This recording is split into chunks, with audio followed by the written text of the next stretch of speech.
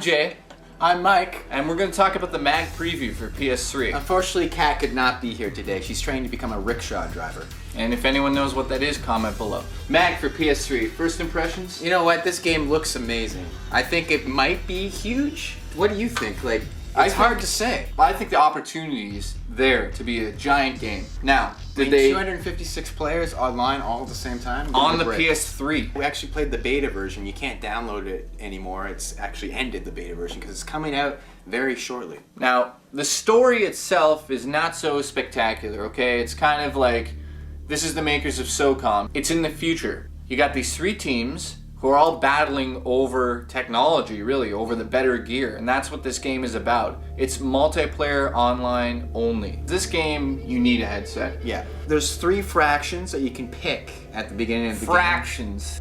Private military corporations. Server. It's a very dirty, grimy type of clan. You ever seen the movie The Warriors? It's like them with gear. Mad Max. Bunch of fucking crazy people. Now the Raven are kind of like these corporate guys. It's like playing Modern Warfare 2. If you love that game and you're gonna play this game, I guarantee if you're one of those Modern Warfare 2 fanboys, then you're gonna sign up for Raven because you get all the high-tech gear. Then you have Valor, which is a standard U.S. Army brigade sort of thing. Which team did you pick? I picked Raven. Now I picked Server because I'm a rebel at heart. He likes high-tech gadgets. I like to be clean and tidy. I think they decided to bring down the graphics a little bit because they have to work so much on the networking issues. There's 256 people playing online, for God's sake, so that's forgivable. PS3, 256 players at once. Will this work? Who knows? And there's a ranking system. You can level up and you can buy certain items and level up your weapons. And every time you die, you have the option of fixing or changing your weapons. And when you die, you respawn, but a plane or a helicopter drops you off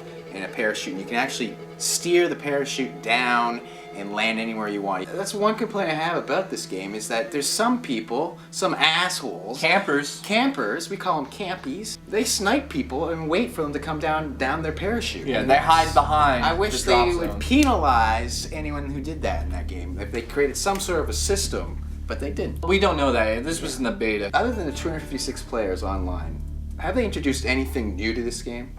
There's nothing new in this game. If this 256 player thing works, it'll be fun. Gameplay wise, how are the controls? Spectacular, perfect. I thought the controls were spot on. First person shooters are flooding the market. Every fucking day there's a new first person shooter. Now, are any of those shooters taking it to new levels? Is M.A.G doing that? Not so much, but what does it have going for it? It's got 256 players online on the PS3.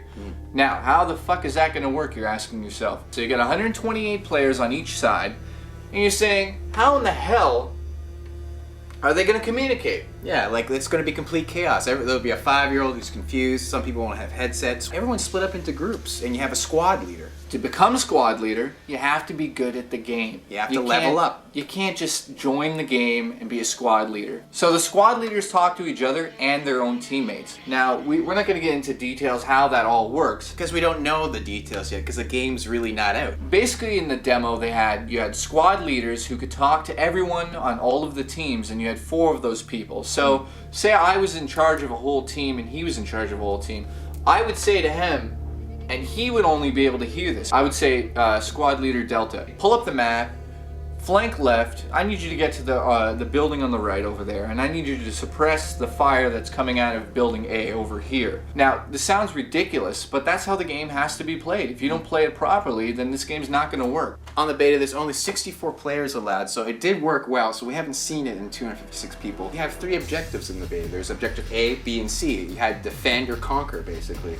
And when you conquered A or defended A, you moved on to B and then C. The game type was called Sabotage. Yeah. And there's other modes, but we only played Sabotage. Yeah, we played Sabotage for hours. Did it get annoying? Not at all. I loved it every time I found new routes, new ways to snipe people, new ways to work with your team. And the number one thing about this game is you have to be a team. If you're not a team, when Mike and I were playing, if we didn't stick together, there's no reason to play the game. No, you get lost and it's not even fun. The map is friggin' huge, it's gigantic. Yeah. In Sabotage, there was no vehicles to get into to drive around, so if you don't stick with your teammates and go off in the wrong direction, you're gonna just end up dead. There's no reason to play it because you're gonna get another squad who's just gonna trample over you. You got squads all over the map. You got two sides. So it's really little battles like Modern Warfare 2 all over the map. So you've got a battle here, here, and here, here, here. And if that squad leader on the lower hand of the screen is defeating the other squad on the teams, then that's great. Guess what? He's going to radio in and say, we just killed Alpha Team, we're moving on up. So on the screen, you'll see all of that team move up. And now you're gaining momentum on the map. Now, obviously, we're really excited about this game, this game's release. We're going to have a review soon when it comes out. And we just can't wait. A huge potential here to be an amazing online game for the PS3, which that system really needs right now. Yeah. So this game here needs to step up to the plate and knock a home run. And if it doesn't, then I'm a little worried about online PS3. We're going to try to call Kat now and get her back here so she can review more stuff. We miss her. It's going to be like... Now the graphics...